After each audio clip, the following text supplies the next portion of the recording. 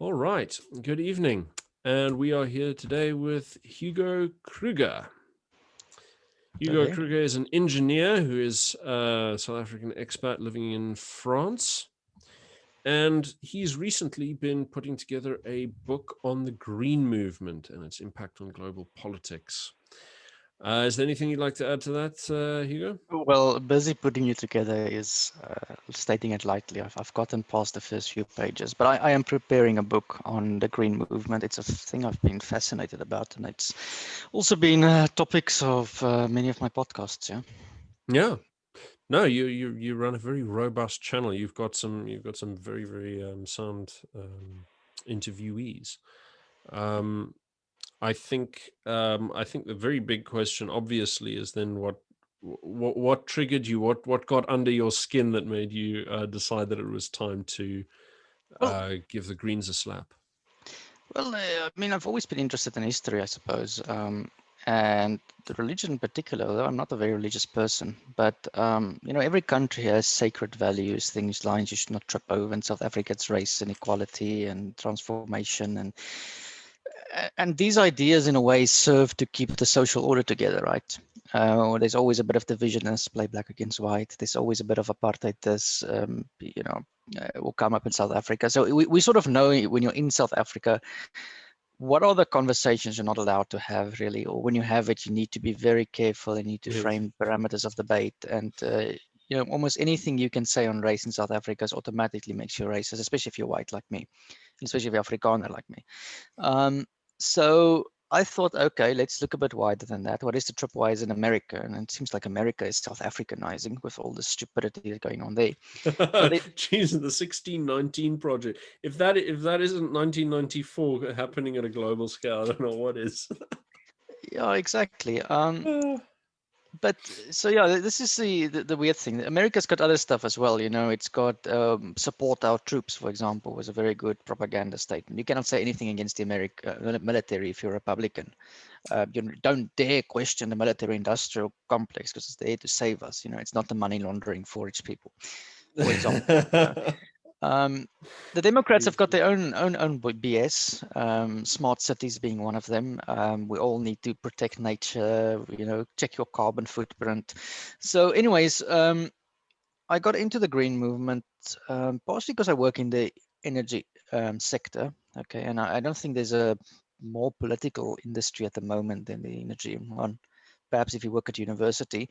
So just background on me, I'm a structural engineer. I did my master's in nuclear power, but building nuclear power stations. It's just building these projects. I've now worked in nuclear power. I've worked in cement manufacturing. I've worked now on oil and gas stations, and I've worked on offshore wind farms.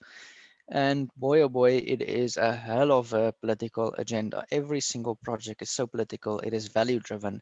And you think it's just about electricity, but if you think a bit deeper, everything you do around you is probably made through electricity. Electricity, water, and food. I think is the three elixirs of life. So yeah, that got me interested in the green movement, and it's just I look at it from the outside. I don't really try and judge it because, first of all, I don't think I can change much in European society. I can't even change anything in South Africa. But it is something that has become very assertive in recent years. Yeah, no, that's certainly true. I think one of the things that stood out to me is that because I had a brief poke around with this when I was doing my degree, and there's one of the first essay questions we got in my master's was something about what is environmental security, and I was so Mhm. irritated by the stupidity of this concept. It's because if you're doing security studies and so like you're thinking on the lines of, okay, police, yeah, security, military is security, cybersecurity is security. What the hell is what is environmental security? It doesn't pertain. And so I had Yeah, a yeah, and so you have a dig through and you realize how deep the shenanigans go. It's really bizarre. well, the environmentalists, like all, I mean, I think it's just a religion, but like all movements, it's not that they're onto nothing. It's like the anti-racial movement. They're not onto nothing if they point out South Africa and America's got racial disparities. It's just the way they go about addressing it and how they exaggerate the problem. that makes it religious in nature. Now, give you an interesting thing. The environmental movement is obviously very old. It goes back ages.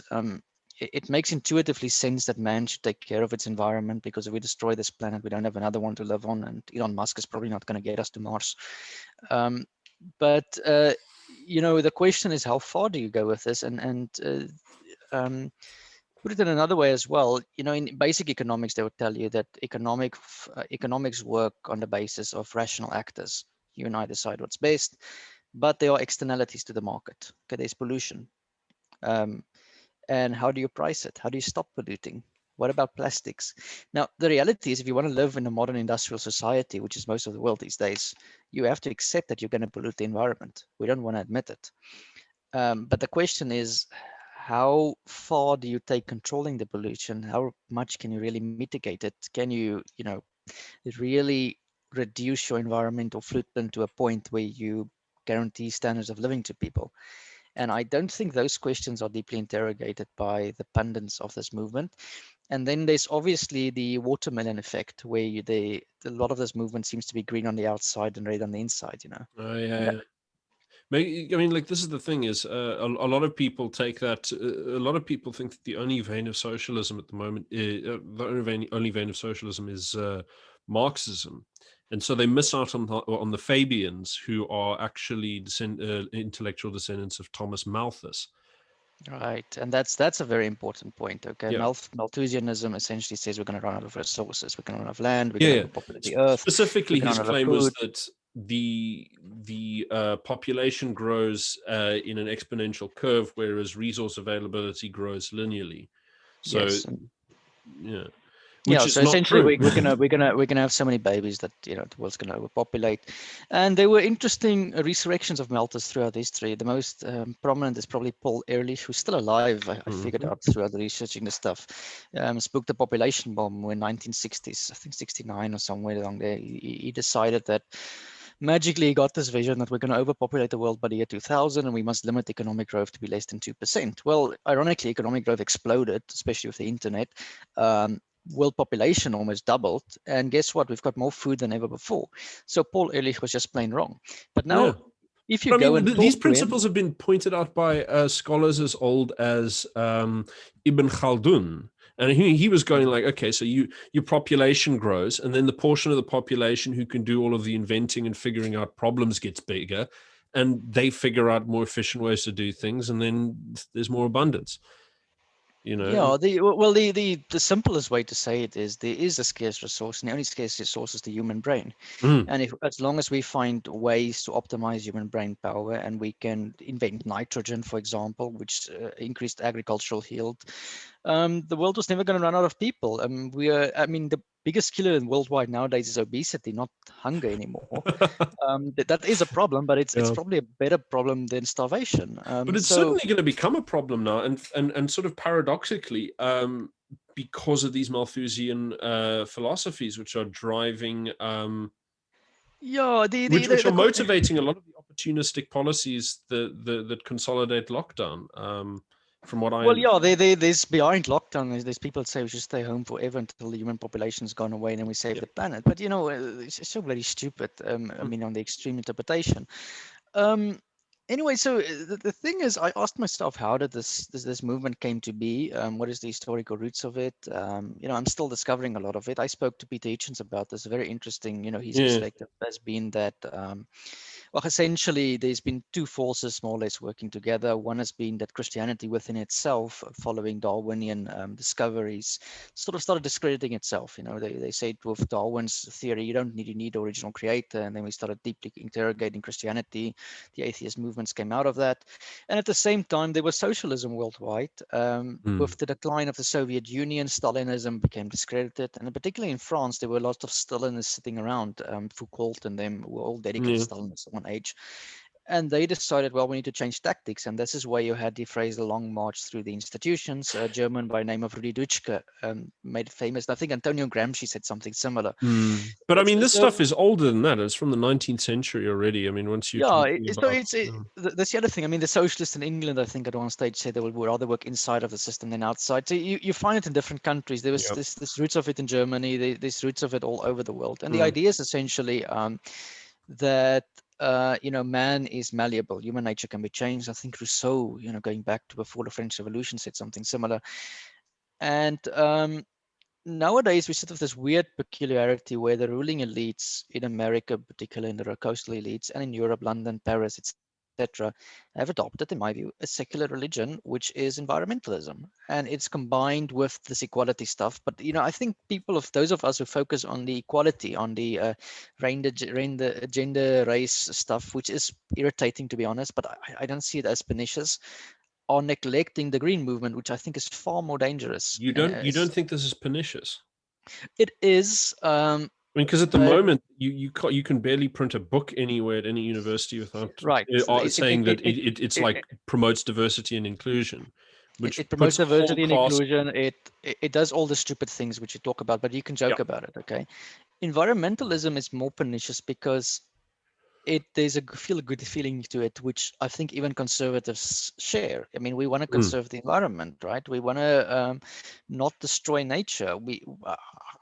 I like hunting, but I don't want to chase down all the rhinoceroses, for example. So there's obviously a point where it appeals to everyone.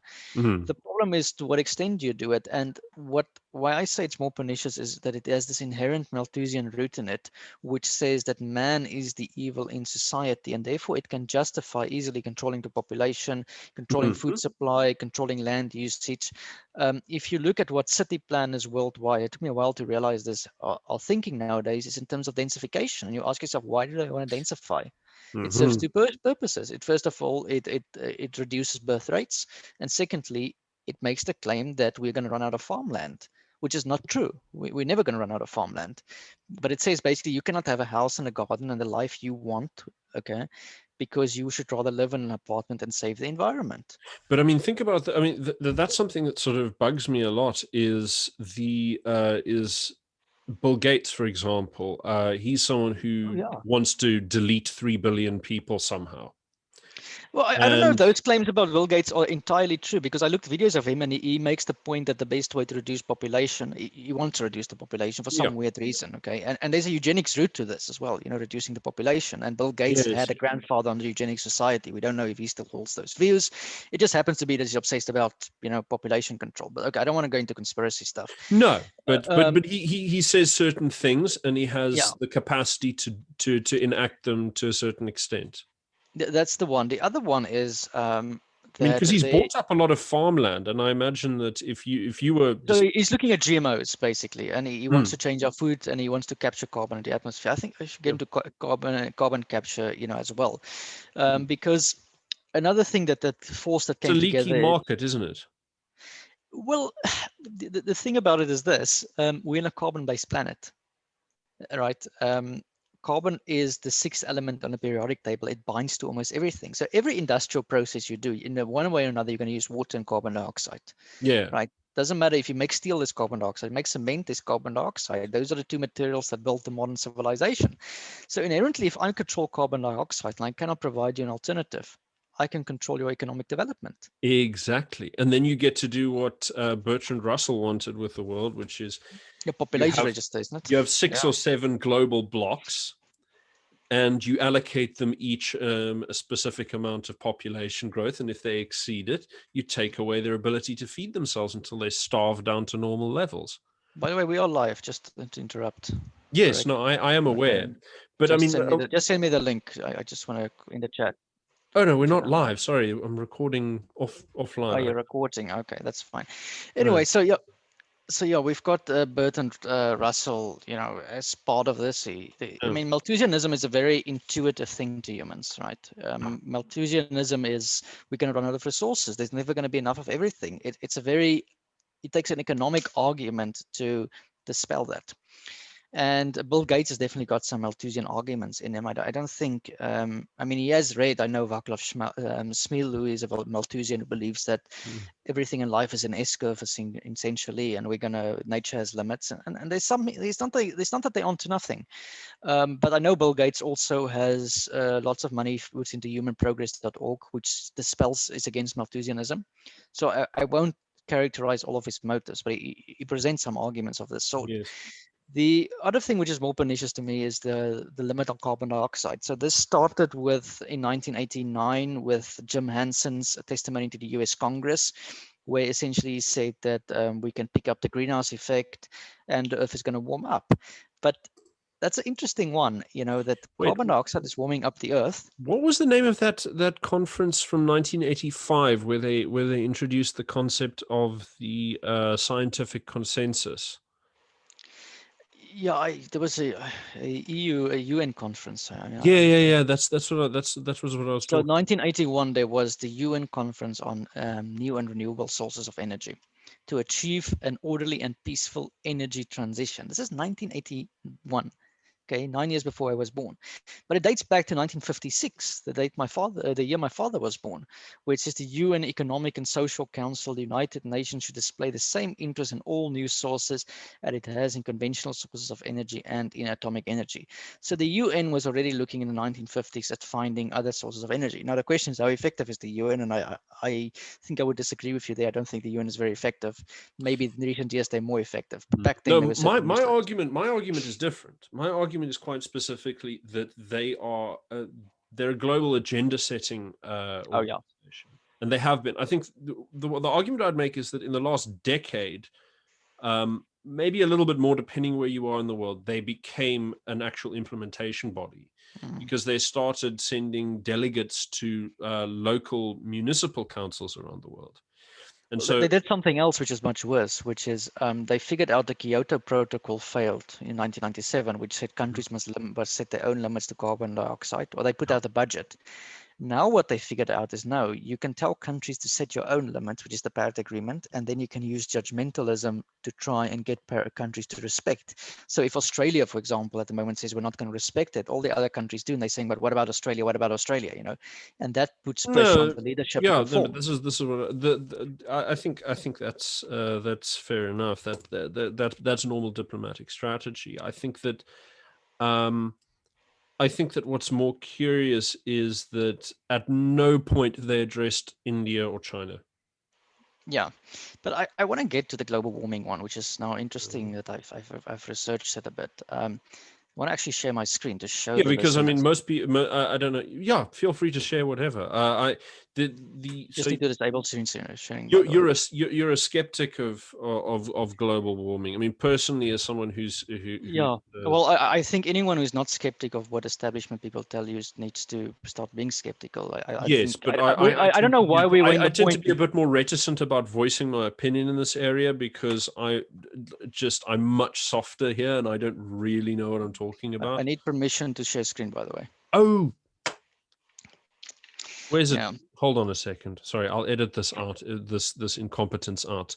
So when I say skeptical of global warming, I will have to quantify that because I know I'm going to be called a denier. I'm not a denier of global warming.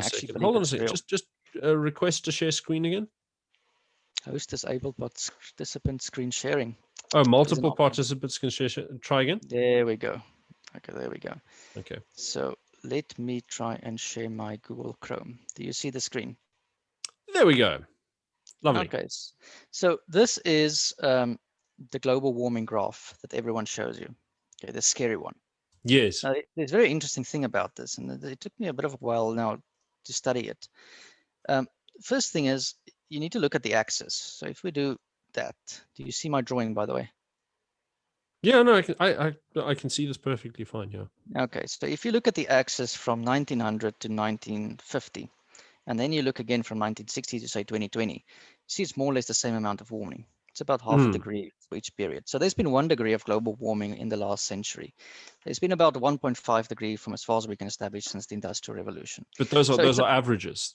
There's a point average. That's the thing. But the thing is, global warming is a fact. When they say it's a fact, it is true. The Earth is warming. Okay. Yeah. That is not a big issue. So then the First, question is how much?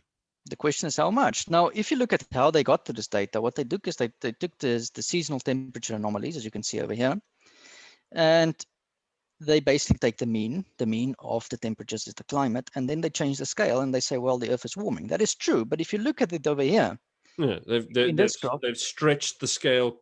they stretch the scale completely out of proportion. Now, it is true that it's warming. You can And so probably just look for at anyone who's not used to a visual representation of data, what's happening over here is that every one of those dots is a recorded temperature somewhere in the globe. Yeah, that's right. And then the little orange dots in the middle is the average between them. And the average of temperature is the climate. So they say the climate is warming. That is true. Okay, this graph is, but can you on this graph see a change? I mean, if you look at the average, you can see a little one, but not much. But you see, this is the point that Richard Lindzen, the atmospheric physicist at MIT, who is probably the world's most prominent global warming skeptic, makes. He says, if you look at this graph from the eye, it looks like the average of the climate is zero. And it makes sense, you know, but if you take summer plus winter, you divide it by 2, you get to 0. Yeah. But okay. But if you obsess about the graph, you can come to this conclusion. So we come to this graph, and then we ask ourselves, what is causing it? And that is the same line as the orange line before it. They've just stretched the proportions. That's exactly. So that's the same line, and they obsess about it, okay? And then they say, it's like going to the stock market. The price went up from 100 to 120, and we try and analyze every little dot going up.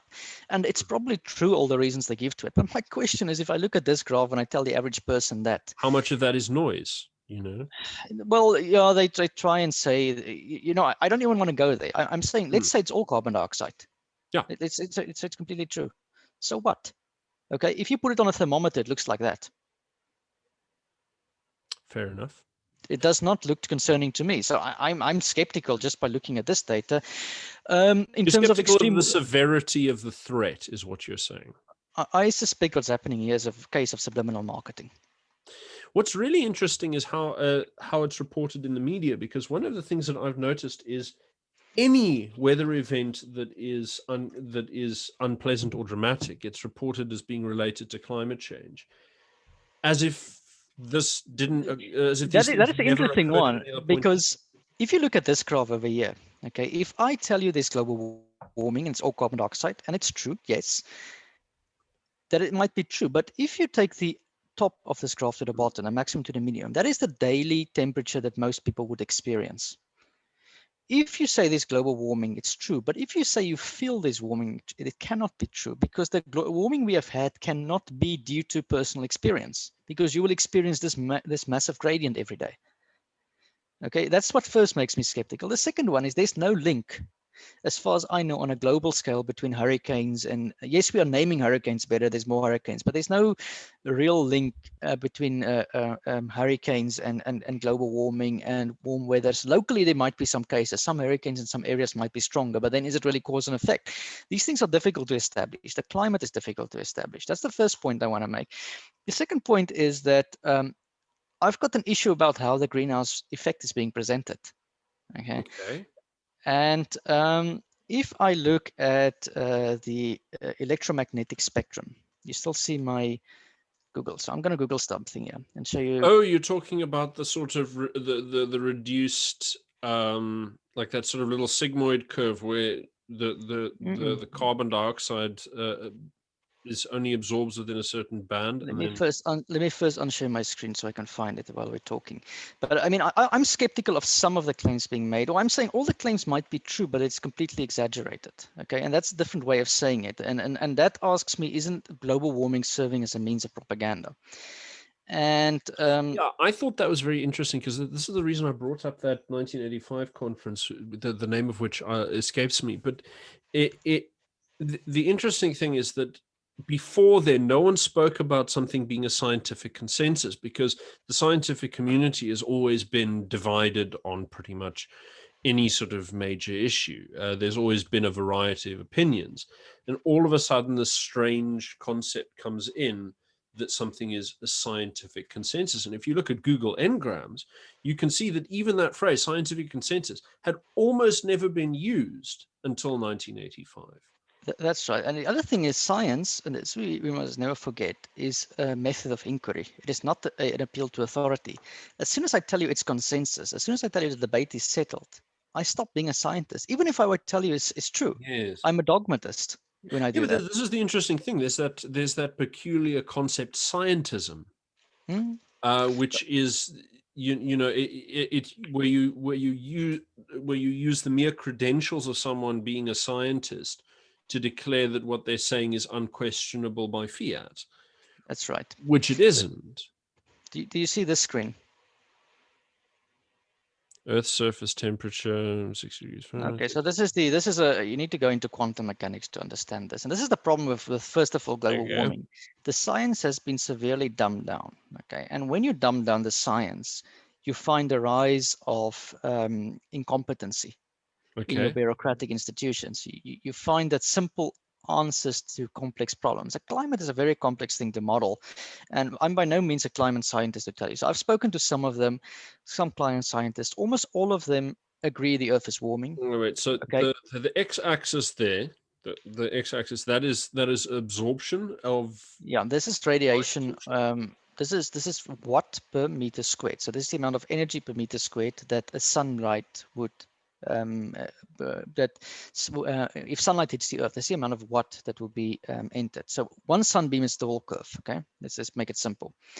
Electromagnetic radiation. Okay, going into the earth, because remember the sun has got different sunspots. It sends electromagnetic radiation to the earth.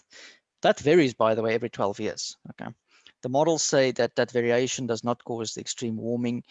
It seems to check out, at least NASA. And again, with all of this stuff, I don't doubt the integrity of the scientists and the data being presented.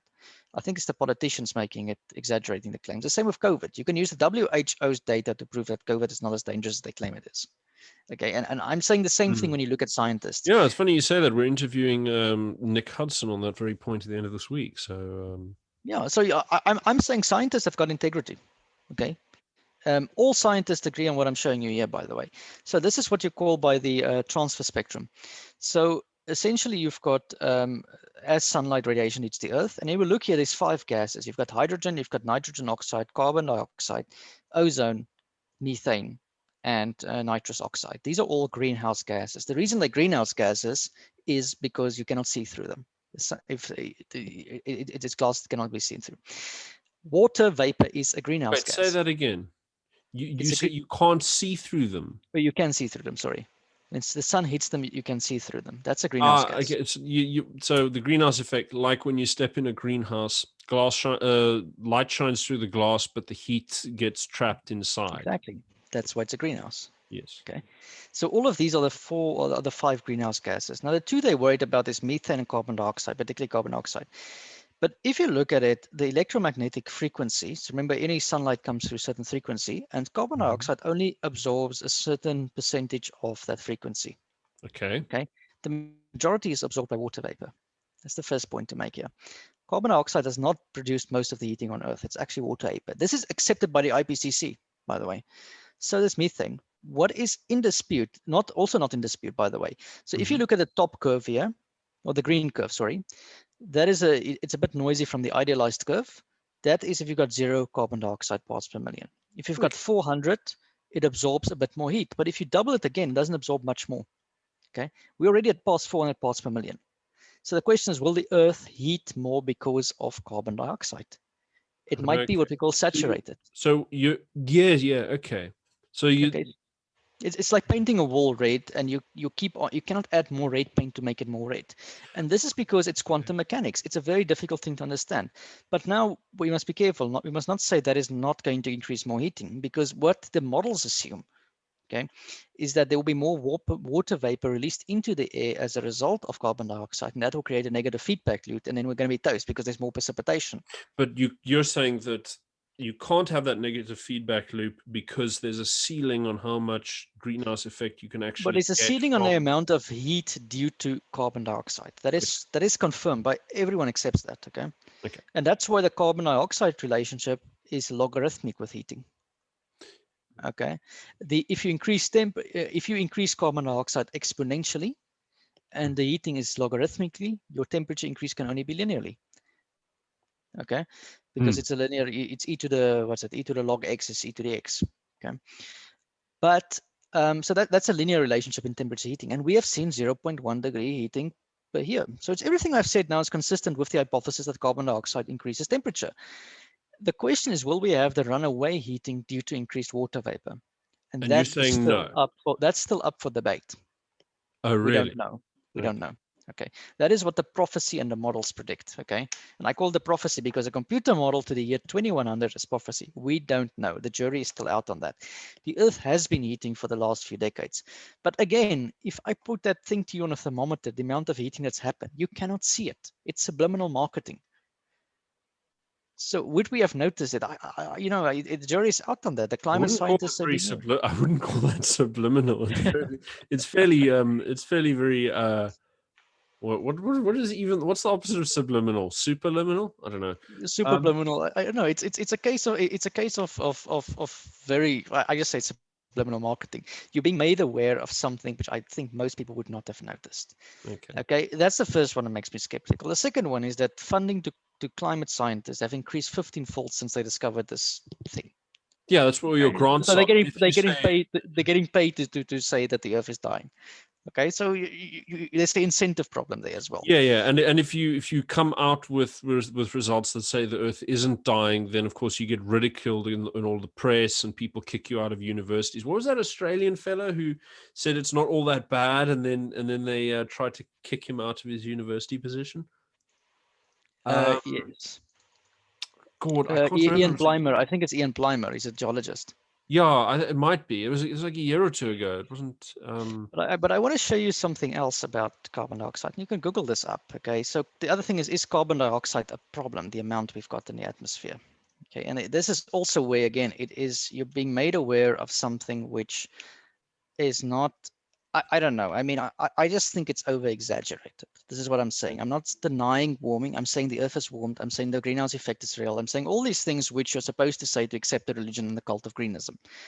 But I think it's completely taken out of proportion. And here's the second question: how much do you think the second half of this problem would be? How much do you think that policy can actually reduce? Well, that's the interesting one. Output? So if you follow the recommendations of getting to net zero by 2050, which is actually technically impossible at this stage, we can maybe reduce the Earth's temperature by 0.1, 0.2 degrees according to Bjorn Lundberg. So Okay. exactly.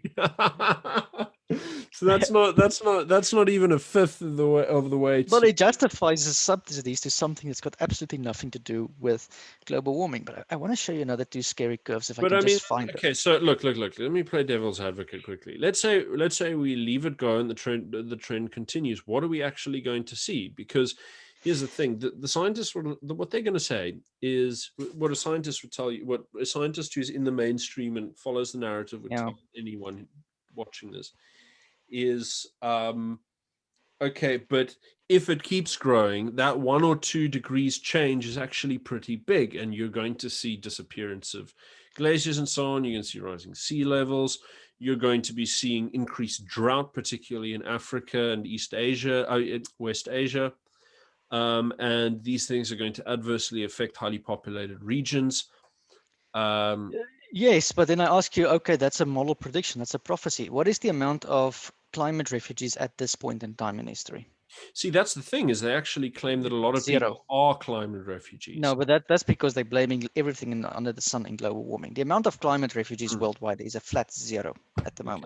What do you make of the people who will tell you that, I don't know, the wars in the Middle East or yes, it's Syrian war is climate change. It wasn't climate change, it was bad planning for water.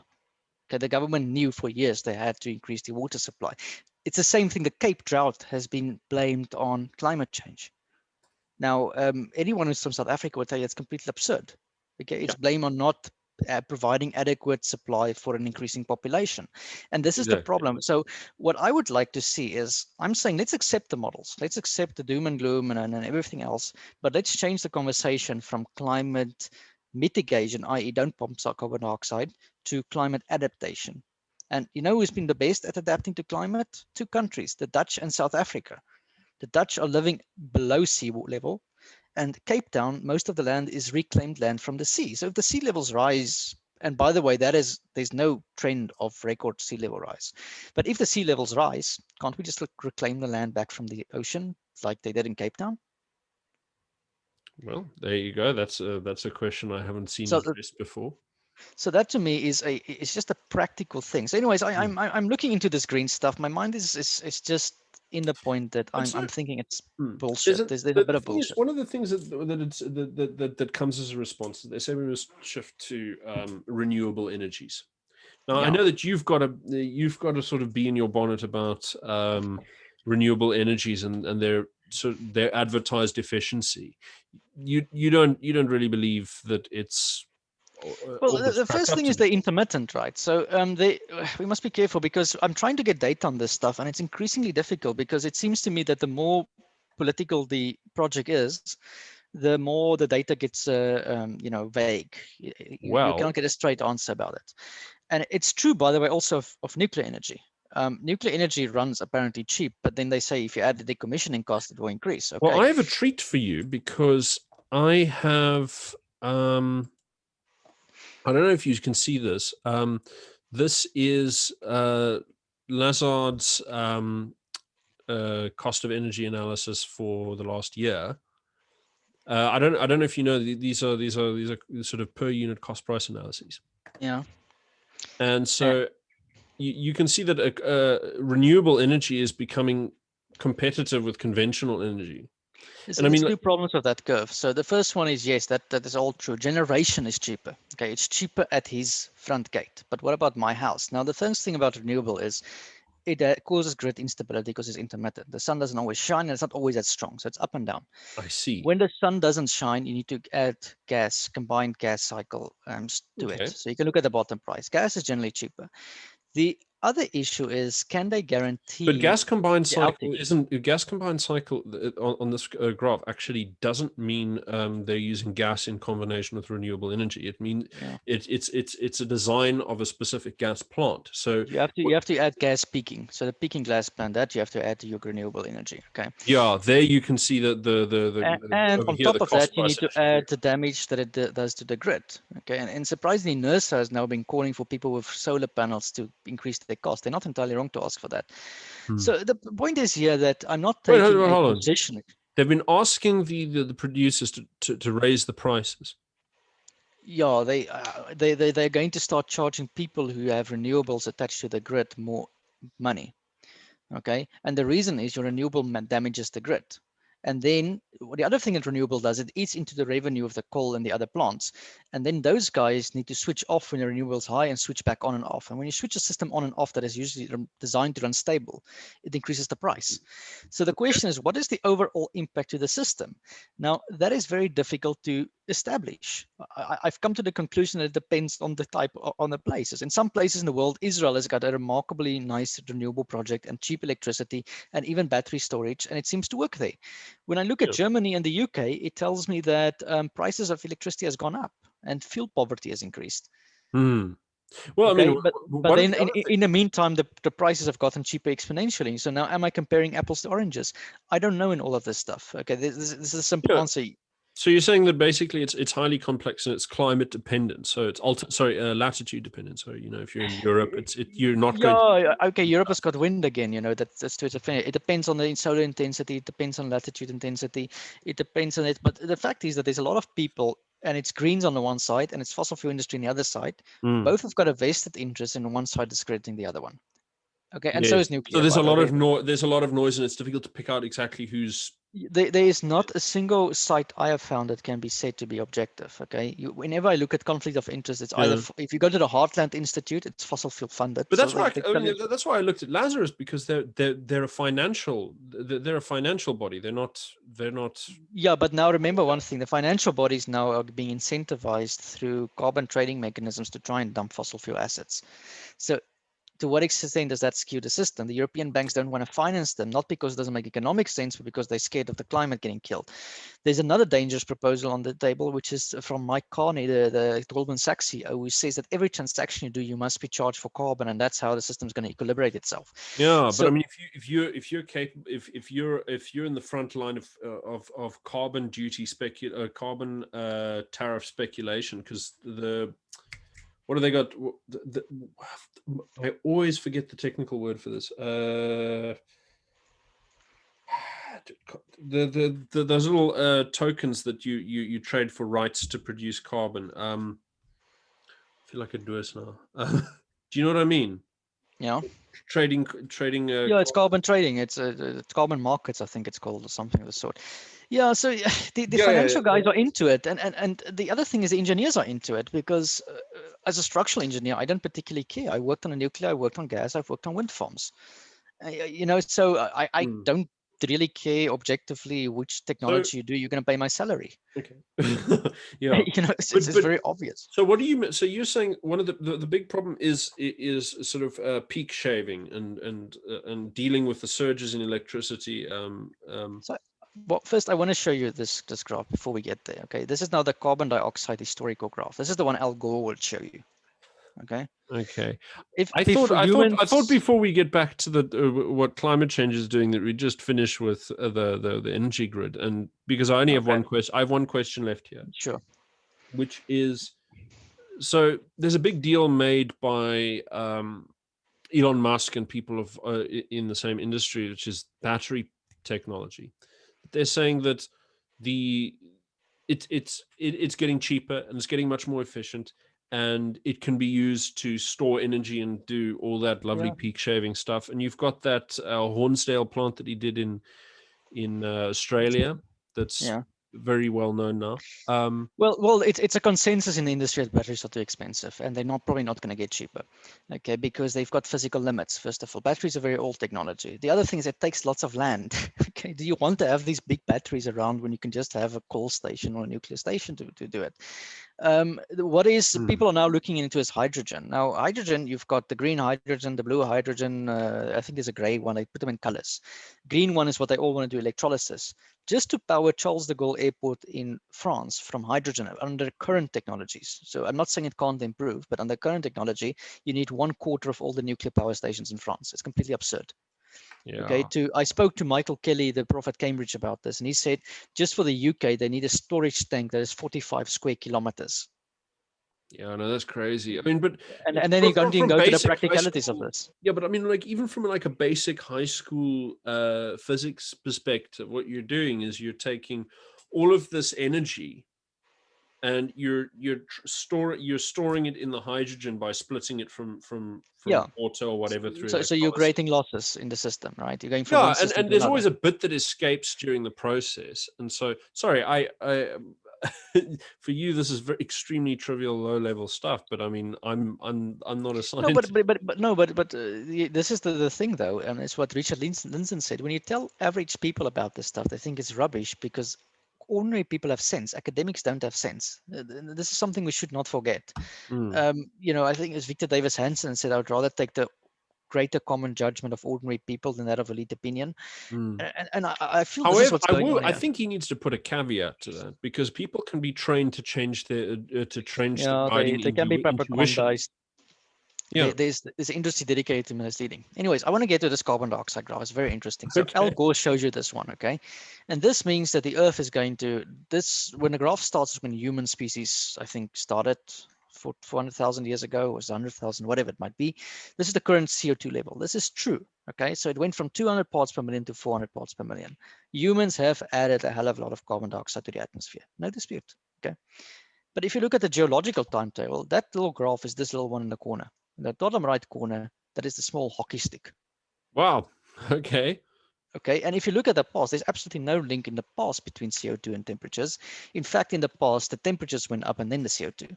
Okay. No. Now they're saying in the present, CO2 is driving temperatures. That might be true. It might be the greenhouse effect. It might all be consistent. But there seems to be a little bit of subliminal marketing and bullshitting going on. Yeah, just a dishonest frame. It's the question is what scale. So generally the thing is climatologists think the Earth is dying. Okay, physicists are skeptical, and geologists think it's a joke. Because if you look at this graph, geologists just say, guys, it's a Yeah. long-term trend, and that's sort of what I've discovered from the debate. The biggest opponents of climate science are Richard Lindzen, the only he's an atmospheric physicist, and the second one, an old geologist. The geologists show you this graph, and they like really get real. Okay, the physicists they go into the greenhouse effect and those small petite details and the variations of the sun, etc. I'm saying, as a person who's trying to figure out what's going on over here, I don't think it's the end of humankind. I really don't. And by the way, 200 parts per million to 400 parts per million means that the carbon dioxide in the atmosphere went from 0.02 to 0.04. But if you say parts per million, that sounds a lot worse. Okay, so am I a skeptic of this stuff? Yes. And I say that accepting all the facts of the IPCC, I don't have to change any of the data. Yeah. No. And then you've got model predictions predicting the doom and gloom of the oceans and the water vapor transfer mechanism and et cetera.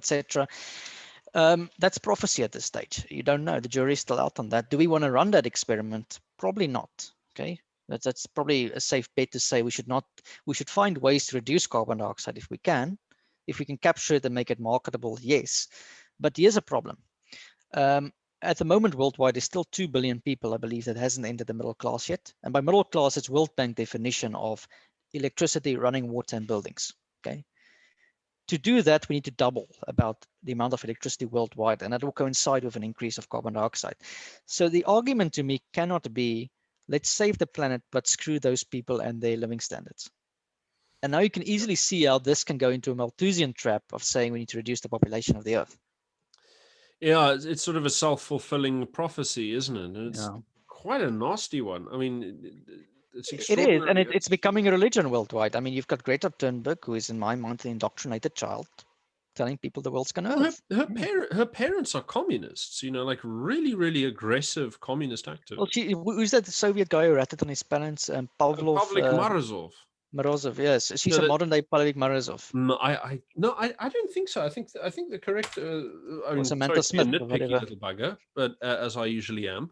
But I think the correct sort of approach to that is what they're doing in England, where they passed a bill recently where they've authorized every single branch of the government, almost, including like the military and the police, to recruit children as spies on their parents.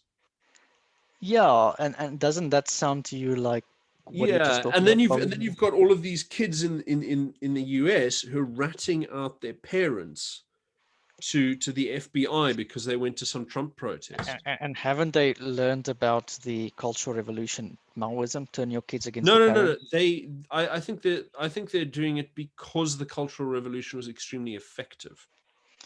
Oh, okay. So they're learning from history, they're using it as a Well, I mean, manual, look, not a warning. you got to understand. Like we look at all of this kind of stuff. You've got to realize that the Soviet Union and the Chinese were playing tiddlywinks. The psychological warfare was developed in the United States. Yeah.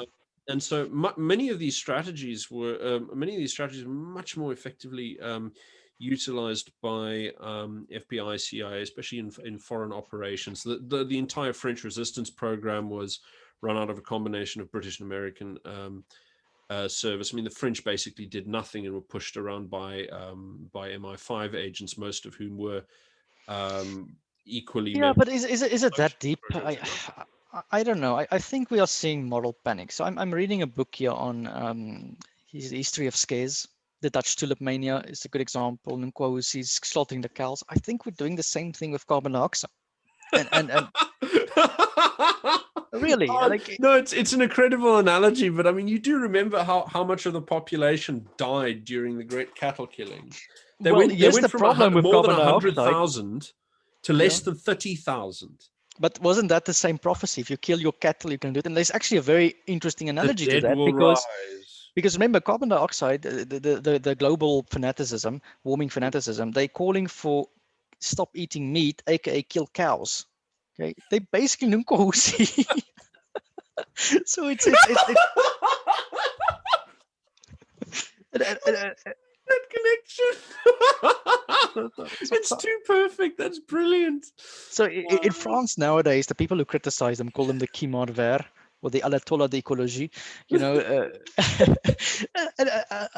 So I look at the stuff like this and I say we are in a mass moral panic. We're panicking about COVID-19. Social media is facilitating panic, and humans have done stupid things in the past. You know, the other absurdity to me is that the amount of land you need for renewables, okay, has But I mean, resulted look, in you're people chopping down describing. Look, trees in Scotland to try and save the environment. That makes no sense. wait, did you say people in Scotland are cutting down trees to save the environment? Yeah, they killed Explain something that like one to me. it's something like 4 million trees or something. I can't remember, a big number anyways. Well, what That were now? chopped. Like recently? No, recently they were chopping it down to put wind farms everywhere because there's lots of wind in Scotland. Makes sense for wind. Oh, It's completely absurd. In Serbia, this Michael Moore movie, what is it? I think it's Serbia, anyways. You know, Planet of the Humans, where there's biomass. Biomass is burning trees. So we're burning trees to save the environment because we don't want to put fossil fuels into the earth. There's no sense in some of this stuff. Okay, and this is where stupidity gets you. So I'm all for saying let's reduce carbon emissions. Okay, if we can have nuclear, which is my solution to replace most of the stuff. But of course, nuclear's got its own problem that they don't want to admit it's too expensive because there's overregulation. So you find this in the energy okay, industry. slow down. Yeah. Overregulation of the nuclear energy industry. What exactly are the regulations that are making this too expensive? Where Well, the if you tariffs look at generation 2 nuclear power plants like Kuber, it is still very cheap and efficient. Okay. Then you got to generation 3 and 4. Post Fukushima, everyone is in a moral panic. So we had to upgrade it to Yeah, I remember earthquakes, that. which were The completely Germans unrealistic. shut down a lot of plants. That's right. And then France launched a program called Noyau d'Or, you know, hard shell. So essentially that thing is bloody never going to shake unless the earth falls off its axis. Okay, so they increase the safety levels to absurd levels, which were never going to happen. The second thing is they overregulate decommissioning. So everyone tells you nuclear is expensive because it's expensive to decommission. It's true because in Europe, the way they consider radioactivity is they say every element from a nuclear power station is considered to be radioactive. Okay, so that makes it very difficult to post-treat. In China, where Instead nuclear of saying is, measuring yeah, the in components. China, where it's efficient and cheap, what they are saying is if it measures radioactive, then it's radioactive. Therefore, you reduce the waste you need to treat, and the rest we chop up with a diamond blade. Yeah, I mean, look, that obviously I wouldn't if I wouldn't trust the Chinese to dispose of my nuclear waste, but in principle, what they're doing is correct. But China makes it affordable. South Korea makes it affordable. Dubai just built a nuclear power station that is going to provide 25% of its power. So there is issues there. And also when I ask the questions on the nuclear industry, by the way, about costs and stuff, I also get the same people eating clay with their feet. So this is the problem. There's nobody in this industry that's honest. The fossil fuel industry claims they are cheaper, but they have been benefiting from 150 years of subsidies. It's interesting you mentioned that because one thing that I found that was very interesting, and I know I conferred with you on this, Sherbert. I mentioned this to my father, and he said, "Oh, I've heard of that 15 years ago." And it was when I told you about the abiotic theory of oil. Yes, yeah, that's an interesting one by Tommy Gold, who basically said that the way life on Earth is created is not the asteroid giving, you know, things over here. It is that the Earth itself is warm underneath and it pushes carbon dioxide out, and then we don't actually have fossil fuels. Fossil fuels are created deep into the Earth's crust, and we are the thermodynamic decay from the fossil fuels. Just slow it down because you're skipping a lot of details for someone who's not Okay, so familiar with the book.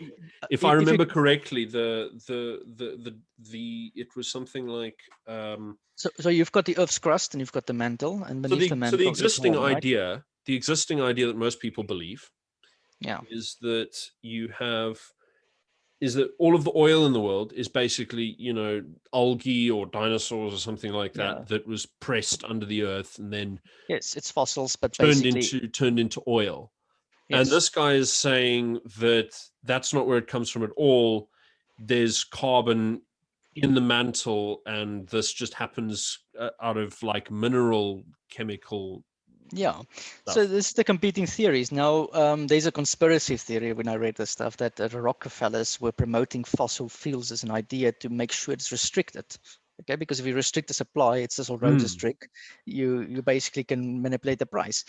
And what a lot of petroleum engineers found is that some of the oil fields, after you drain them, they replenish themselves. And the question is, why do they replenish themselves? Why is they, if the theory was that plant life stacks on top of each other and it creates fossil fuels, why is it that some of them get regenerated after a while? Oh. And if the abiotic theory is true, and the jury is still out on this stuff, it's much deeper than I'm explaining it now. We're never going to run out of fossil fuels. I think we're anyway never going to run out of it, because of natural gas, by the way, is also, produced from underneath. We've discovered gas. Yeah. Other interesting thing in terms of energy is geothermal, which is unmentioned now, but it seems because of the technologies that has been developed due to drilling for gas, we can now drill into the mantle, get the heat out, and it can be carbon free. Sorry, a thought occurs to me. So you're mentioning the Rockefellers and that conference. What is it in 1890 something? No, Just I before don't the know. 20th century. Right. But that theory has persisted. Yeah. Because it's in Despite their interest to do so, No. I mean, but the interest for them to do so is kind of past. They don't really need it, and there's for decades now they haven't really relied on this.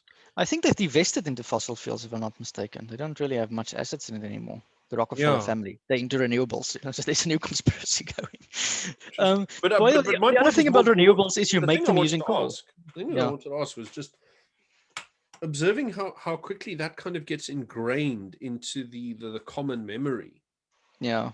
Do you know what are your do you have any concerns regarding that for this whole issue around climate science? That sort of the aggressive political way that the particular outcomes are being promoted might distort the sort of historic scientific record.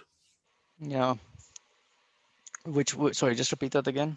Like because you're describing how you've been describing now how the scientific community is having their views distorted by institutional effects, and I'm saying, do you think this will last forever, like the fossil fuels position, or do you think that it's going to? Well, it's been lasting now for 30 years. Since 1989, global warming has been on the agenda. Yeah. And it's morphed into religion. Fossil fuels didn't. But I still don't buy that. Reducing your carbon footprint is is going to last as long as respect the 10 commandments. It's not exactly on the same thing, but it's presented that way because it's politically instrumental rather than.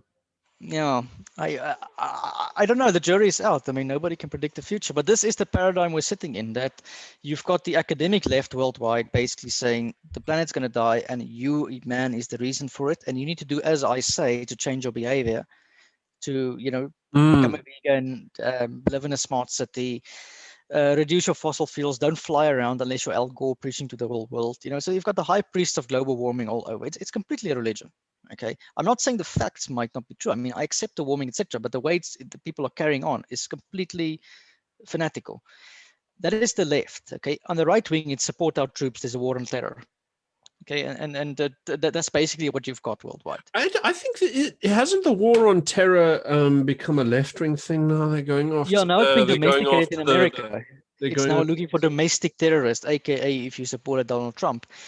I mean, and that's a dangerous thing. It's now America's now turning into a Chinese surveillance state. That's what they're actually saying. Yeah, well, they've been wanting to do that for at least 10 years. I mean, I remember think they've already done it. I think it's just now being announced. But it's funny. That some analysts have pointed out that the Chinese are actually borrowing. They're borrowing surveillance and sort of opinion control programs from the Americans. In particular, one that I thought was really interesting was how they've got sort of designated people who are like okay to voice their opinions in China. I can't remember what they called it, but influencers, I suppose, or whatever, something like that. But apparently they borrowed it from Facebook and Google and all of those people who are giving authoritative voices, blue checks, that kind of stuff. Well, I think it's really interesting. That's an old technique, though. I mean, if you read Chomsky's Manufacture of Consent, that's basically a manual to influence opinion. Yeah, I mean, You compartmentalize opinion, and then you get the expert. So I get Rob on if I want to talk about the issue which I want you to support, and he's the expert. And you know what? I choose him for his opinion. So it's obvious what they're doing. They're creating role models, and they're using that to influence the people. I don't buy necessarily that the people are buying all the arguments, that you can really change their opinion. I think what you can do is you can try and present them the opinion as if these are the only opinions, and then they lose hope with the system. And I think that's happening in America. Yeah, Where people feel like the system is so, the legitimate arguments are there, and it's being presented to us as these are the only legitimate arguments. You're climate, you're terrorist, or whatever, etc. Yeah. We have these policies, and you're allowed to debate how to implement them, but you can't question the policy. Yeah, exactly. It's that type of argument that's coming in. And if you look at US polls, the policies that the Americans find popular, when really asked on it, are never presented in the media. It's the same in South Africa. So you've got a media it's the same that in is Europe. I mean, there's not a single policy that has been subjected to to public input in the last 30 years. None of the major policy decisions of any of the political parties who've been in power in Europe for that matter, have been popular with any population in Europe. There is no democracy. There is no consultation. And they manufacturing consent. So with climate action is the interesting one. You know, it's hilarious though that everyone says like, "Oh, we live in a democracy." It's like, well, what are you getting for it? What does it even mean? Well, I do buy though that institutions will change if public opinion change, but getting public opinion mobilized is very difficult. And the politicians use public opinion as a weapon only when it conforms to what they actually want. Well, I mean, you know that sort of Facebook, Google, and Twitter are part of the CIA's enduring security frame. Well, they were funded by them to kickstart them. Essentially, It's a massive program for the total control of opinion in the Western world, which people imagine is somehow. That's why they say the American empire. All of the information it's public domain. It's publicly acknowledged. That's the other thing. So if you look, for example, at Davos and this Great Reset, I mean, it's basically saying everything you do is going to be carbon. Okay, so it's climate action. Now, there's an interesting poll they recently released by the UN, where they said 51% of all people worldwide want us to take action on the climate. Right? Did you see how they did that poll? No, I didn't. They went to Angry Birds and they asked people who play Angry Birds if they want climate action worldwide, and they took that as representative. You can't make this stuff up. So Angry Bird players want us to take climate action. I suppose that's representative. But it's all over the media. BBC picked up on everyone. I'm like, okay, guys. UK. So you look at the UK, and so they recently had this thing. They're having this thing now where they want to ship the entire population of Hong Kong into the UK. Yeah, if that can happen. I think people in Hong Kong be glad to leave those apartments, by the way. That's what the smart city. But I mean, like they're talking all kinds of crazy shit like, oh, well, you know how we'll deal with those pesky bastards in Northern Ireland is we'll just plonk a whole bunch of high rises and shove the Hong Kongers in there. And then there'll only be Hong Kongers voting and we won't have to worry about the Irish problem. It's all of these kind of speculations. And the funny thing is they ran an opinion poll.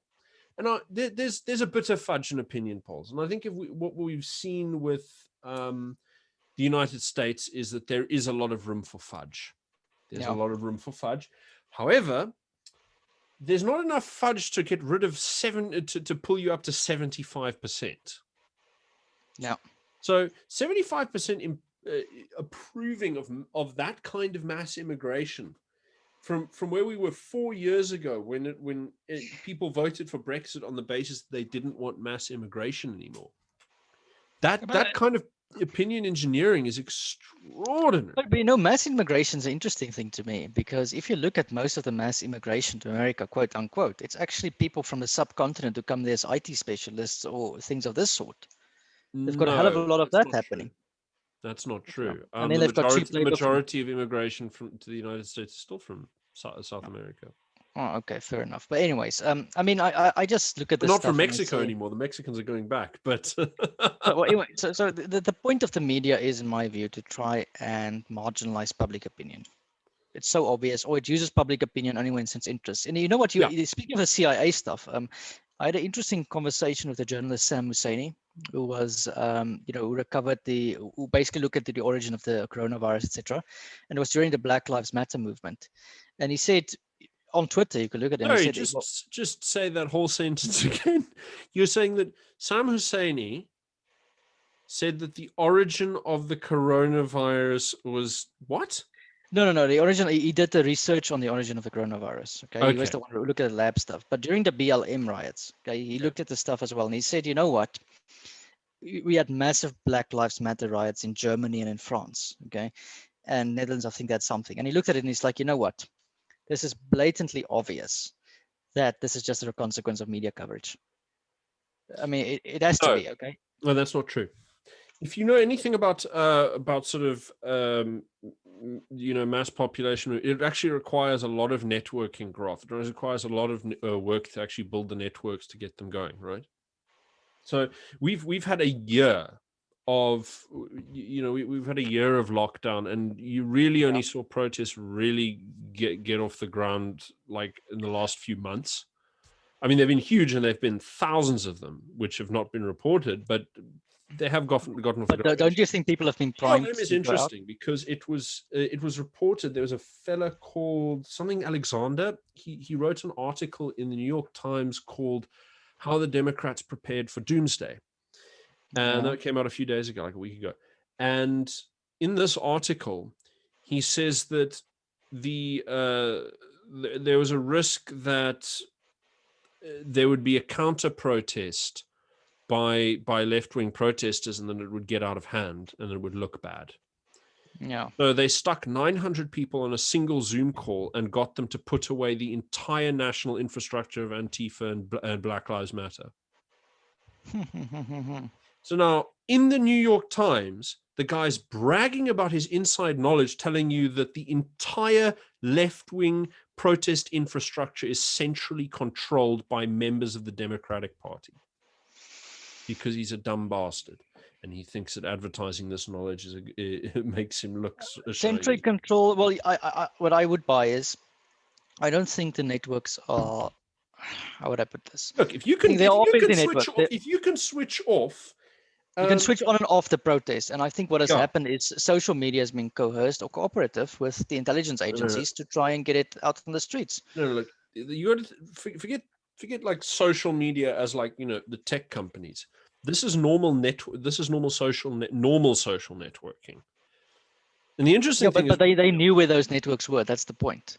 Yes, but that you can do through various contacts. But the interesting thing was that when all of this was going on a few months ago, all of the local big cities that were burned to the ground, including Washington, D.C., where they stormed the Capitol building armed with guns and bombs and nonsense. How many police they injured? 60 policemen were injured when they tried to storm the Capitol that day. All the police, aside from the ones in the District of Columbia, all the police in those major cities were told to stand down, that they couldn't confront the crowds. Yeah. I mean, this is the kind of insane. But this is, but I think we're only coming to terms now with the influence of social media, and we should stop calling them social media. They're corporate media. They're one and the same as the mainstream media. We try and think of them as different. I don't know. I mean, anyway, this is one of the stuff that's happening.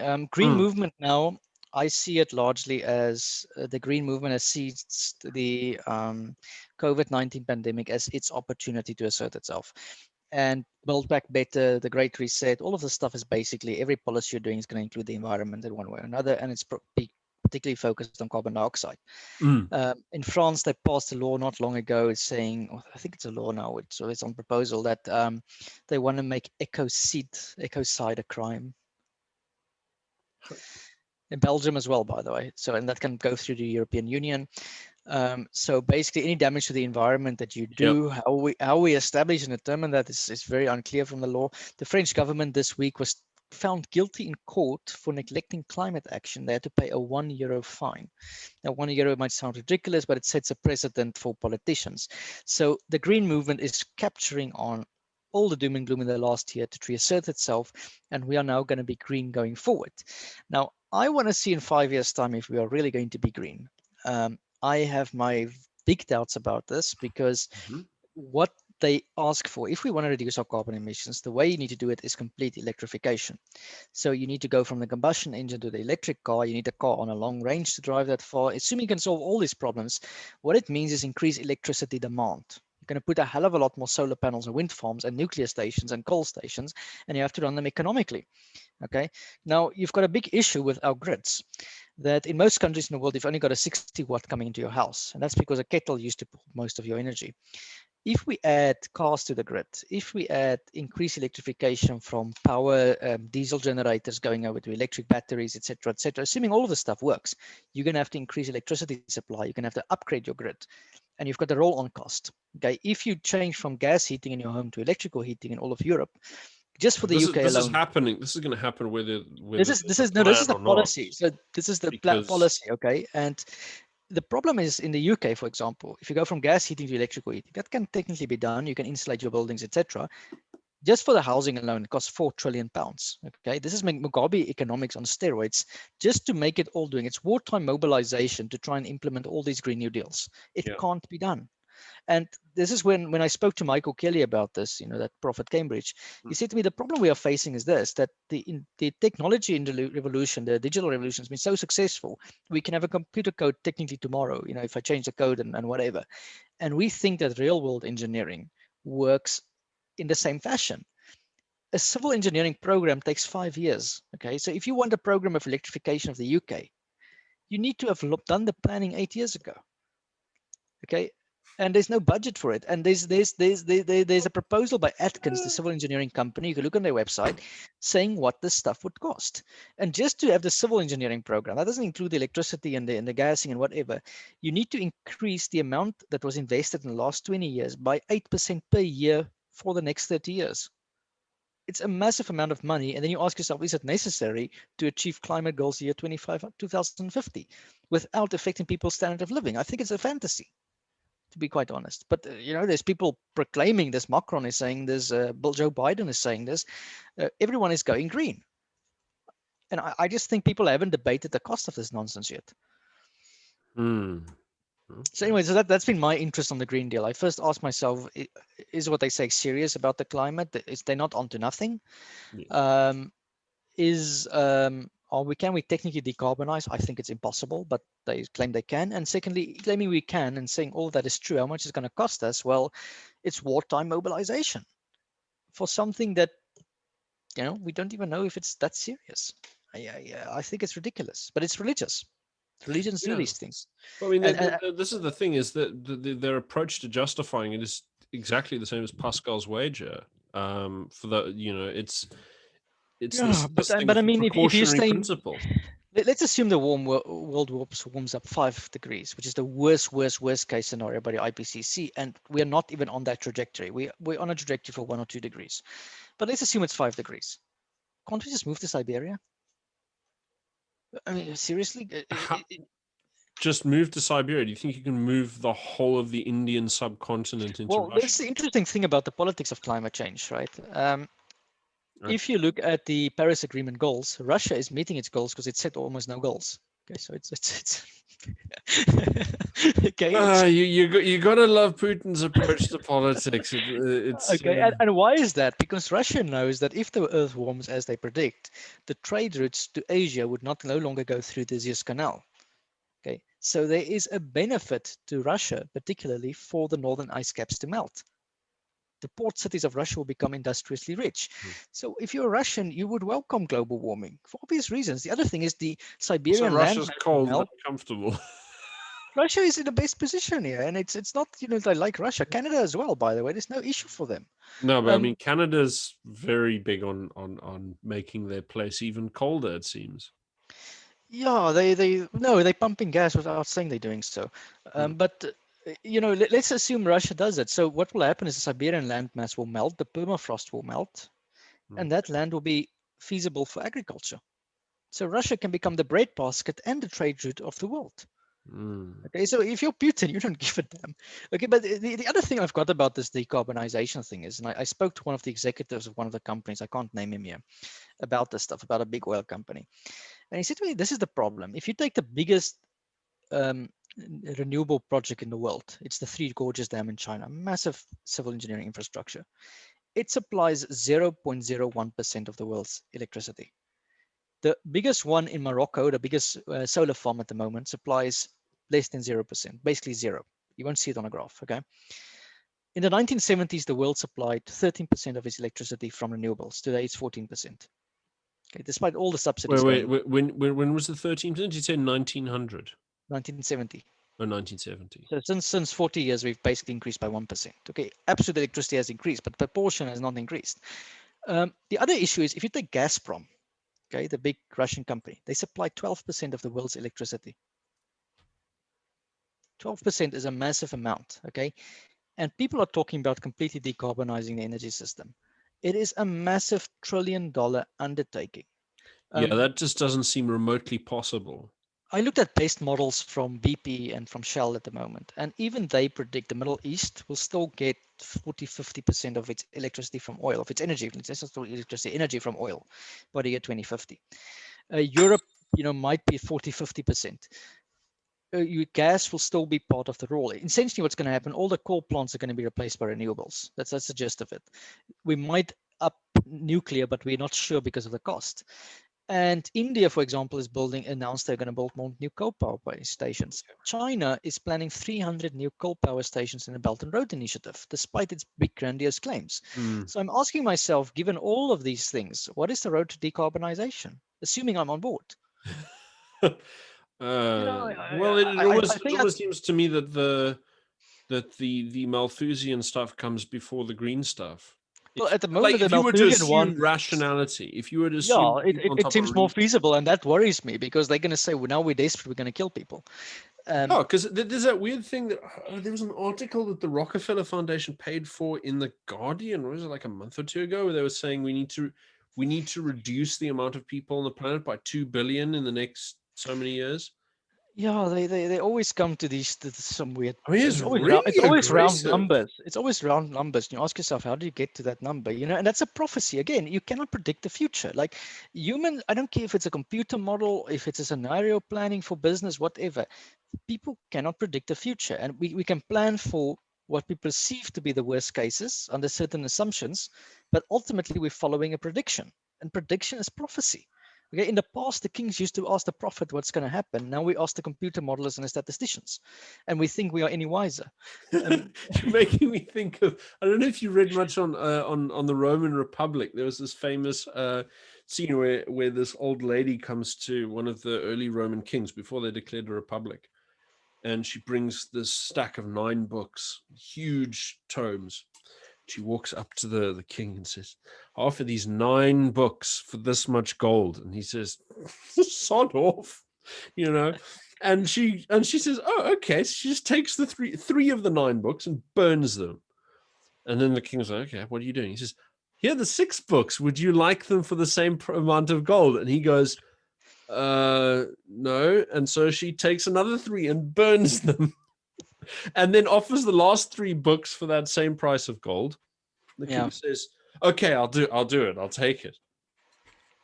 And apparently the books are full of all of these like arcane instructions for what you should do in a national crisis. And it'll all say stuff like the mice will eat the gold and weird nonsense like that. But I remember one of them was like they had to take a man of a certain kind or character and bury him up to his neck in the middle of the city, and then do something with chickens, and then cut his head off or split it open or something. All of this kind of rituals because you're faced with this particular crisis, like you're being invaded or whatever. And so when the Romans got to their worst, like they couldn't handle any like realities, they couldn't use any realistic processes, and they were notoriously a sort of like very grounded realistic civilization. They preferred statistics and probability to geometry and pure maths, like the Greeks. But when all of their reasonable stuff got exhausted and they're deep in the crisis, they reach for the secret books in the palace of Jupiter, and they decide, okay, now we're going to flay a man upside down and pour wormwood in his nether regions and burn an oak tree. But this is just the problem we've got is that humans still haven't accepted that we can't predict the future. And all we've got today, it's Nunquahusi and Nostradamus that learned calculus. Okay, that's basically the gist of these models. So I'm skeptical of models Oh my in the goodness. future. Even under best circumstances, you cannot predict it.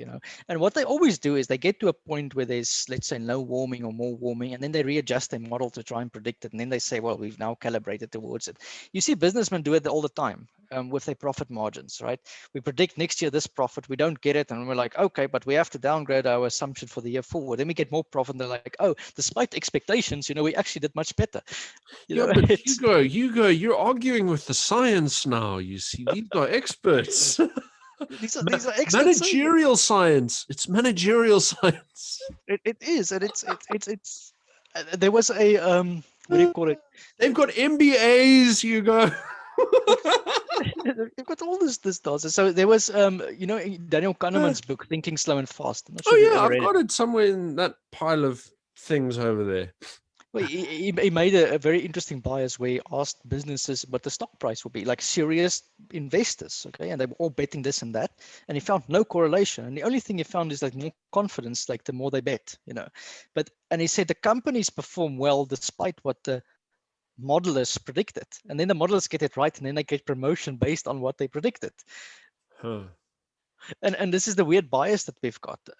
So we think we can predict the future. We don't know. I don't know if tomorrow I'm going to die. It's a sad truth, Probably I can get. I kind of like it that way.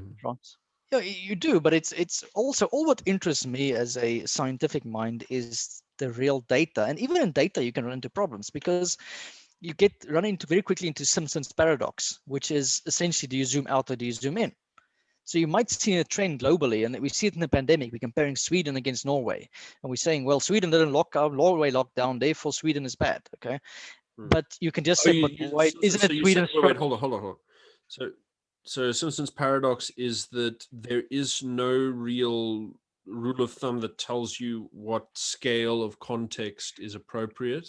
Simpson's paradox tells you that when you make assumptions from data, you need to know bloody well what you're talking about. Okay, so what Simpson's paradox is saying that do you look at the aggregate data or do you look at the partition data?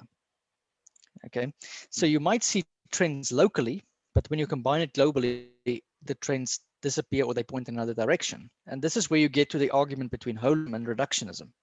Do I reduce a problem to all the control variables and then only analyze that? Or do I combine it and I see the bigger picture?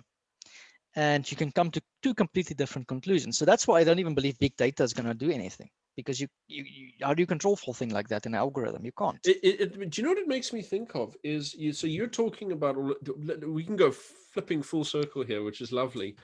So right at the beginning of this talk, you mentioned how in societies you've got these sort of basic fundamental beliefs that are not questioned. They're accepted axiomatically. This is called, in philosophy, they call this axiology. And, like we were saying before we started recording this, you can have different approaches to debate. One where you've got to accept a common framework and debate the context of premises, or others where you sort of just make two arguments of persuasion clashing against each other. And you know what, it's interesting that you have at the end of the day no real, all of the sort of extravagant bits of logic or data or anything, all of them really are ways of persuading people about different a priori positions that people which you already possess. Because look, it's a deep debate in epistemology. How do you get the truth at the end of the day? Is essentially what you're asking. Science, we are taught science works through refutation and hypotheses, but we know from Kuhn that you've got paradigms, and you can go into a wrong direction. Also, there's some people who believe that science is didactically. I say my position. You science say is what? Sorry. Didactically or dialectically, sorry. Dialectic, okay. Yeah, so I argue against you, you argue against me, and the more we challenge each other, the more we actually, push each other to each other's limits. That is a very, in the English-speaking world, that's generally how it's being done. I say, Rob, everything you say is wrong, and therefore this is the way the world is. And you go, no, whatever. And then we push the limits of science and discovery. Other people would say, no, you look at the data, you observe the trends, and you follow the data. And based on that, you can make a model. And based on the model, you can make a prediction, and you can make the most likely prediction. Other people would say, look at refutation. So there's more ways to kill the cat. I would say that the way the scientists that I respect do their work is, first of all, they're practical people. They work with the experimentation and the data, and they observe. And they do not let their predictions tell them what's going to happen, they let the observations tell them. But when I say observations, I don't mean data. Because again, are you looking at the partition data or are you looking at the aggregate data? You don't know. Okay, and this is why I've got a big problem with the World Economic Forum and econometrics and things of this sort, because they all look at aggregates. They look at these big trends and they say, you know what, carbon dioxide is bad, so we're gonna list all the problems of the economy where there's carbon dioxide. Okay, or methane. Let's use methane as an example. So methane is released by natural gas and it's released by cows. So the logical conclusion is let's kill all the cows. Okay, let's stop eating meat. Problem with that is you can do that. You will reduce the methane. That's true, but you'll probably really accelerate global warming. And one reason is that cows developed a symbiosis with grasslands. Okay, if you're talking about Alan Savory's theory Alan of Savory's grassland management. Yeah, but it's actually very obvious. Take a dog. If you have a dog, when a dog poops in the grass in your yard, the grass really grows badly, right? There's a lot of grass there, and that's basically Alan Savory's theory. So if you remove rudiments from the grasslands, you kill the grasslands because grass needs methane. Okay, but if I have a very reductionist, you mean it needs nitrates and phosphates? Yeah, which things break down into it. But if I look only at the methane, as a single policy issue, and I reduce everything to methane, I can come to the conclusion I need to kill all the cows. But what I'll do in the process is kill the grass. And this is where the stuff becomes complicated. Like you need to know what you're talking about and all these issues.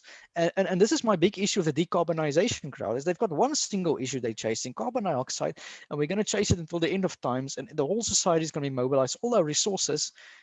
And do we forget about what we destroy in the process? And that's where it's religion.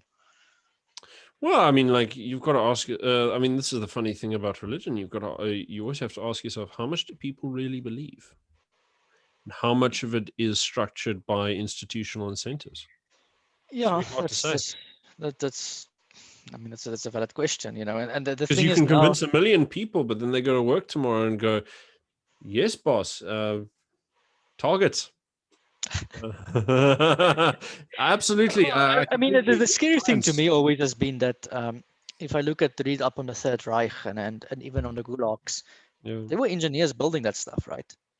Yeah, I mean, there was a funny and they were probably like, "Geez, this is a very good railway technology," But I mean, this is something that a few people have pointed out is, even under totalitarian regimes, life kind of goes on. Yeah. And so, we imagine that every waking moment in Nazi Germany or Stalin's Russia or Mao's China was just, this unending charnel house of horror. And I mean, granted, there were periods where you could really say that it was utter terror and confusion and so on. But most of the time, much like even in the midst of an extremely intense war, most of the time in most of the places, not much is happening. Yeah, that's that. I spoke to veterans from the Iraq War some time ago who worked on a project with me, and they said the exact same thing. They said they were in the war in Iraq, but they were looking around playing cards all day and helping the guy build his cars, because nothing was happening. And then every now and then there was a bomb maybe there, and they're like, "Oh, they're soldiers," and that's what the media shows, right? And I suppose in totalitarian societies it's very similar. You don't really know until you go into the deep ground, and I don't even think we can really understand what the Soviet Union was ever. You can read the books about it. You can read Solzhenitsyn. You can read all these Russian authors. You can go into their thought and processes. But I don't think you can ever relive that experience because it's gone. And the underground, the history tells you what the people who wrote the history wants to highlight from it.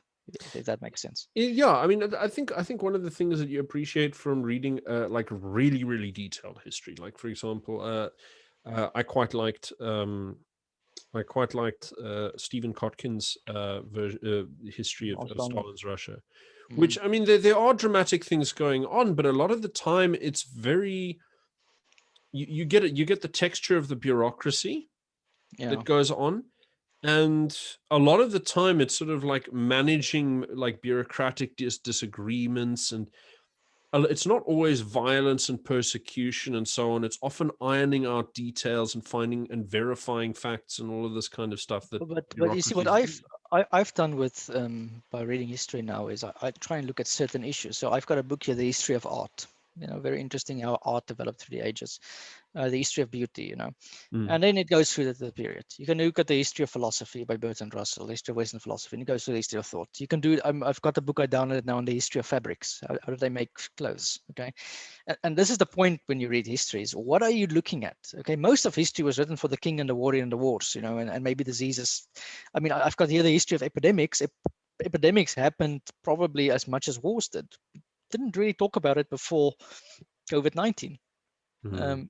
And that's the problem, So you look back, and that's my problem with the woke crowd as well. You can look at the history of South Africa and only see race and persecution, and you're like, okay, well, that's because true. that's the greatest lever for power. That's the greatest, most sensitive issue for manipulating people with.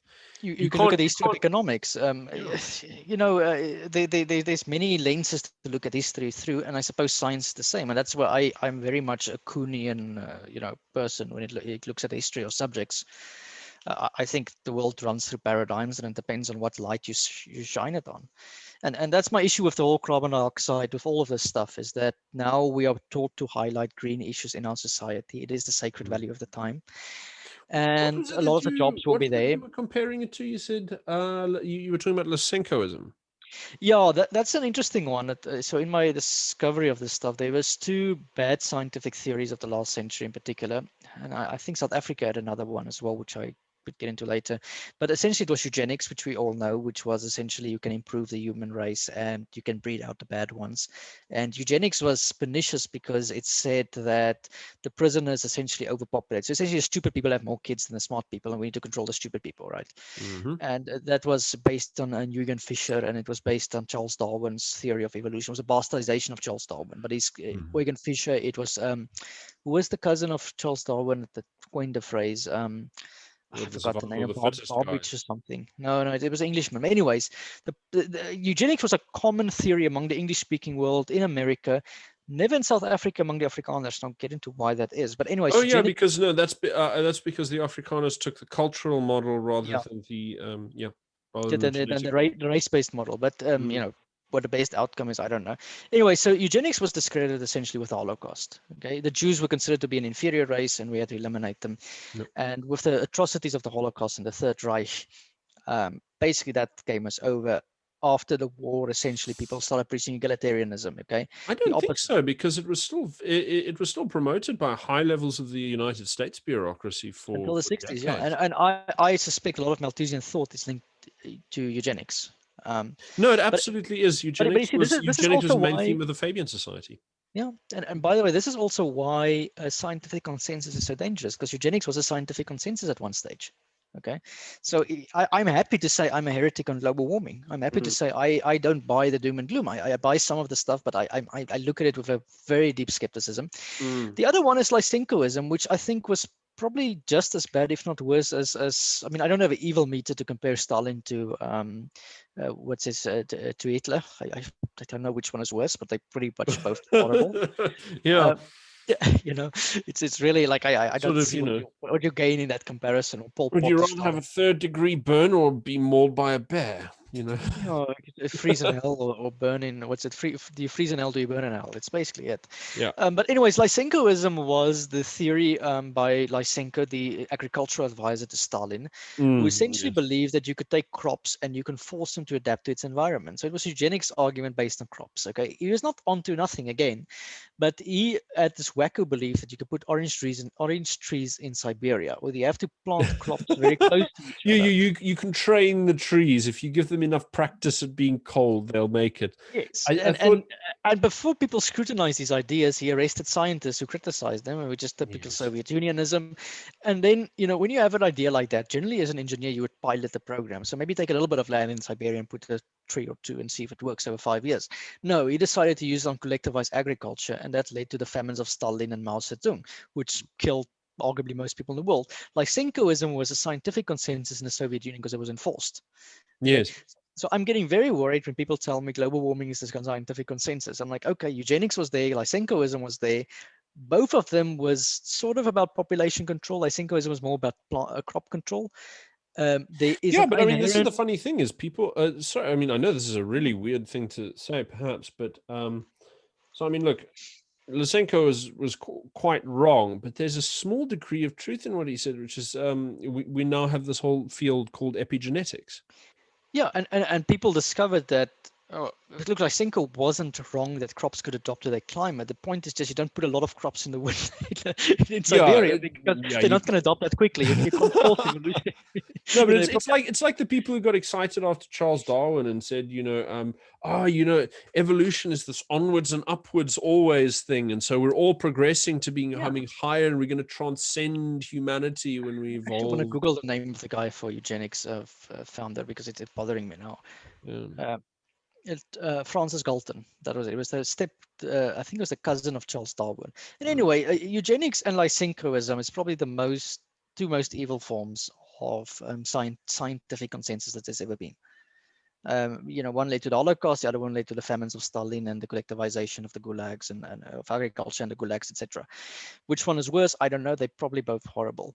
What worries me about the global warming and the carbon dioxide one is that there is a strain of it, which is a deep environmentalism that claims that we must reduce carbon dioxide at all costs, otherwise the world's going to end.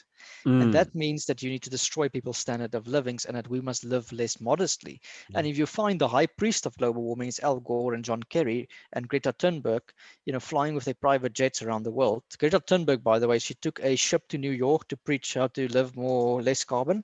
Well, all 4 of her crew members flew back. If she went on her own, she would have reduced the carbon even more. But the point is, we're now chasing carbon dioxide like it is the only evil in the world. Okay, and they believe they do good. And I can see this thing going badly. That's my critique against the whole green movement. I can accept all the scientific claims they make, and I can still say they're onto something incredibly dangerous here. If you take away people's animal protein, you create stunting in African kids, which is a real problem these days. I spoke to Tim Noakes about it. The other thing about meat is if you eat hard foods as a child, you develop your upper jaw much better. So you can have respiratory problems. And you can see it with all vegan kids. They've got this big mouth opening at the moment. And you're talking about that thing that, what's his name, Mew or something like that, keeps talking. Yeah, Mike Mew. So they call it industrial disease. It's where your your upper jaw doesn't develop properly. So they've got this big beak at the top. Is the way I can explain it. Look at kids raised as vegans. They definitely have a problem with their jaws. I mean, I'm making that claim. Okay, and Mike Mew is sort of a source on this, that you need to give kids hard food when they're young, so you can have proper facial development. And it's not just to look beautiful and nice; it's also to have proper posture and breathing, etc.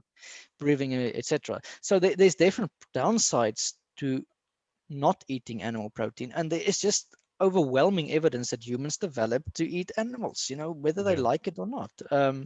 That hippy dippy stuff is getting into that hippy dippy stuff is sort of crossed out of white culture into black culture in South Africa, and so now you're getting all of this weird pseudoscientific. But I mean, if you take the ludicrous claim that humans did not eat animals, well, if you take all anthropological societies, they're hunter-gatherers that hunt animals. It's completely absurd. Yeah, absolutely crazy. I just don't get where they get their claims from. But you see, this is the problem when you turn an ideology like that, when you create the ideology like that, and then you try and force the science to adopt your own ideology. Well, it comes from, as we know, I mean, I think we all know that most of the West got this through the hippies, who got it from the Hindus and the Buddhists, who do it as a means of self-denial, to sort of become holy. And look, there's states in India there's one state, I think it's close to Rajasthan, where the animal protein is illegal.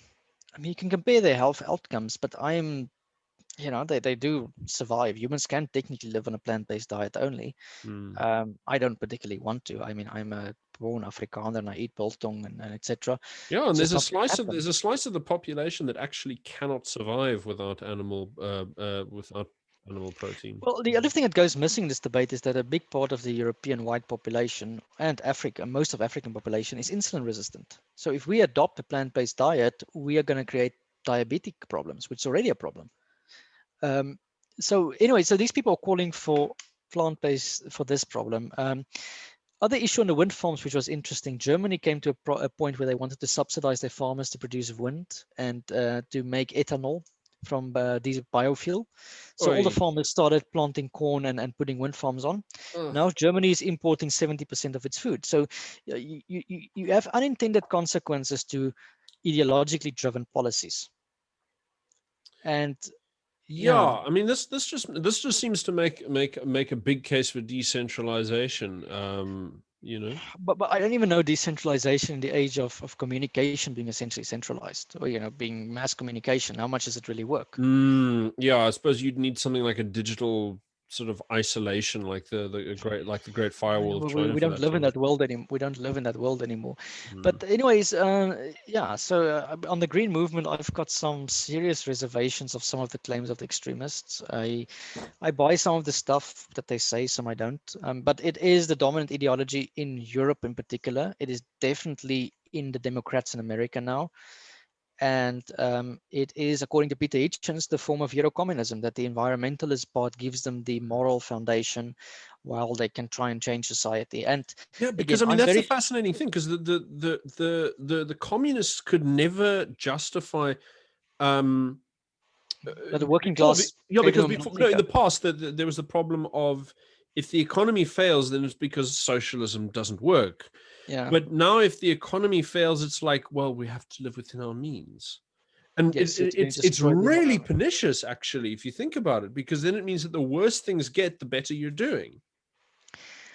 Yeah, and the other thing is, actually, if you look at the facts, just agricultural land has peaked in the 1990s. Most European countries have had their carbon dioxide peak in the 90s already. America peaked under Donald Trump, of all people. Okay, it's because we went over from coal to natural gas. China is going to reach peak emissions by 2030. By the way, that's the pledge the Chinese made under the Paris Accord. They said by 2030 we're going to reach peak emissions. The US Department of Energy did a study 4 years before the Paris Accord and said China will reach it by 2030. So the Paris Accord is essentially countries coming together to pledge what they were already doing anyways. Which is Pakistan's pledge was, we're going to reach a peak and then we're going to decline. That was it. No states, nothing. So you find, I don't know. I look at this stuff. You look at the newspapers cheering on Joe Biden for rejoining the Paris Accords. And yeah, so Joe Biden, America's the only country that made a hell of a lot of pledges, by the way, and it's on a federal level. I mean, it's just not going to happen. If America, I don't think America, even the Democrats, would give up energy independence, and for that they need natural gas. But they canceled those pipelines in. Yeah, but only on federal land. It can still continue on private land. So you need to read these things very fine. That's where the pipes had to go. Yeah, but that Keystone one is a big issue. It's always going to be one, and that comes from Canada, by the way, supplying them with gas, the so-called green, lovely country. So, but again, I ask myself, with all this stuff, how practical are their solutions? First of all, I don't see a lot of them going to work. I think it's going to run into a lot of chaos and it's going to run into issues. The claims being made by green technologists are just not what the engineers can deliver. I'm sorry, it's just a fact. And then you ask yourself, is it really a crisis? And I look again into that curve of saying, if you zoom in, it's a crisis. If you zoom out, you say, I wouldn't even have noticed it. Okay. No, I think that about wraps it up for the green movement, I suppose. Yeah, thank you very much. I enjoyed this. Absolute pleasure. Good night.